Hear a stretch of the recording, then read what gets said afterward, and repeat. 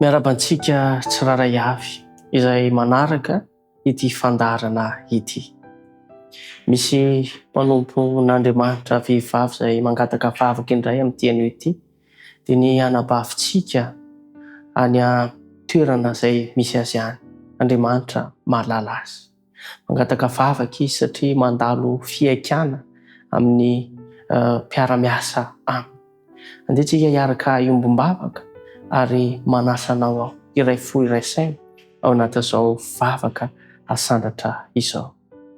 Andriamanitra lehibe, Andriamanitra tena tia anay, Andriamanitra tsy misy toanao, Andriamanitra tsy toa, Andriamanitra mamindrafo mamelany elokay ary meteza hanasitrana ny fonay, ny sainay, ny fanahinay ary aoka ho takatray ny fitiavanao sy ny famindramponao.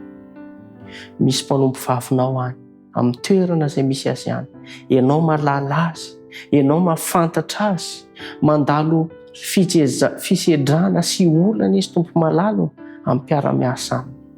Maro ny manenjika azy no ny toe-javatra izay tsy nataony akory, nefa dia enjehanao anatin'izany izy ka tsy zakany izany. Tompo, ampitoera ao anatin'izany anabavy izany ny fiadananao, ampitoera anatin'izany anabavy izany ny fatokinanao, ka ninona toe-javatra izay manodidina azy dia ho tsapany fa ianao no mifehy zavatra rehetra ary tsy hisy sakana ny sitraponao sy ny fanindrinao. Omeo azy ihany koa ny fahendrena hiatrehan'izany, omeo azy ny fanantenana fa ianao dia momba azy mandrakariva.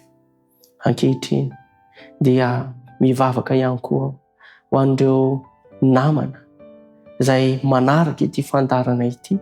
Raha misy ny manana olana Jesosy malalo, meteza ianao vahaolana ho an'ny tsiraray avy. Raha misy ny manana fanindrina, ianao ny hanatanteraka ny sitraponao.